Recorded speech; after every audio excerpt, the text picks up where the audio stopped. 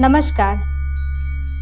मानसिक अव्यवस्था, जिसे इंग्लिश में मेंटल क्लटर कहा जाता है, आप इस अवस्था में तब पहुंचते हैं जब आप किसी चीज के बारे में अत्यधिक सोचते हैं, बार बार दुखी होते हैं, तनाव लेते हैं, डिप्रेशन में जाते हैं, क्रोध दिखाते हैं, डरते हैं, जिसकी वजह से हमारे दिमाग के सोचने, याद करने, ध्यान केंद्रित करने की क्षमता खो देता है। कभी कभी ऐसा भी होता है कि स्पष्ट बोलने का भी क्षमता इंसान खो देता है।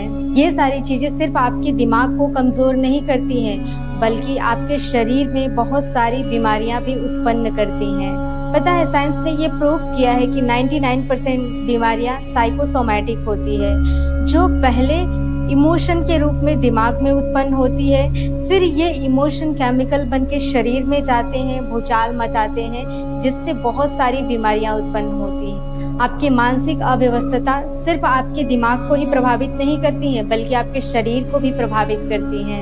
एक ऋषि थे जिनका नाम महर्षि पतंजलि है, जिन्हें योग का जनक कहा जाता है।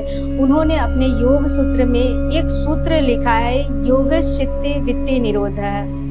योग के जरिए आप अपने चित्त की वृत्तियों का निरोध कर सकते हैं। क्या आपने कभी किसी ऋषि मुनि को बीमार होते देखा है?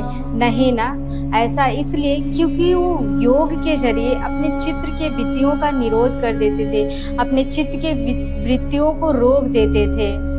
गीता में भी इस बात पे बल दिया गया है कि आप एक योग साधक बनके अष्टांग योग के जरिए यम नियम का पालन करके आसन, प्राणायाम, ध्यान के जरिए मन को नियंत्रित कर सकते हैं। तो आज मैं आपको 2 ऐसी ब्रीदिंग टेक्निक बताऊंगी जिससे आपके अंदर वो क्षमता आ जाएगी कि आपके वृत्तियों को रोक सकते हैं, निरोध कर सकते हैं। तो आइए स्टार्ट करते हैं।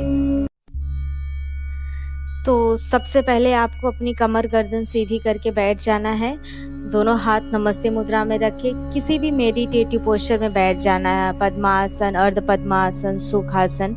तो जैसे मैं सुखासन में बैठी हूँ, तो आपको लंबी गहरी सांस भरना है और फिर सांस को छोड़ना भी है अच्छे से, मतलब प्रॉपरली। जब आप एक्सहेल करेंगे तो आपका पेट पूरा खाली हो जाएगा, लेकिन आप इस बात का ध्यान रखें कि आप जितना इनहेल कर रहे हैं जितने सेकंड्स के लिए, उतने सेकंड्स के लिए आपको एक्सहेल भी करना है।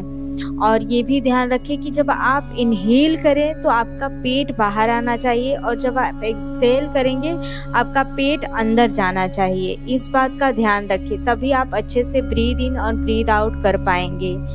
सेकंड प्राणायाम को जो है भ्रामरी प्राणायाम कहा जाता है। अपना दोनों हाथ जो है अपने आंखों पे रख लेना है और अपने अंगूठे को अपने कान में डाल लीजिए, ताकि आप जो अंदर आवाज क्रिएट करेंगे उस आवाज को आप सुन सके। आपको आवाज क्या क्रिएट करना है? भंवरे जैसे आवाज निकालना है, लाइक